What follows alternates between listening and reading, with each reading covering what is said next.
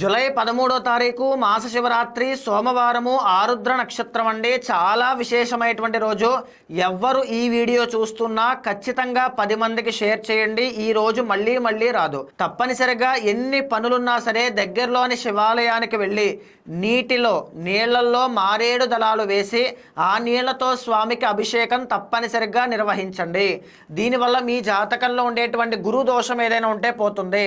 పితృశాపాల నుంచి విముక్తి కలుగుతుంది. ఇంటిల్లపాది అందరికీ కూడా సర్వరక్షణ అంతా కూడా శివానుగ్రహం వల్ల మీకు కలుగుతుంది.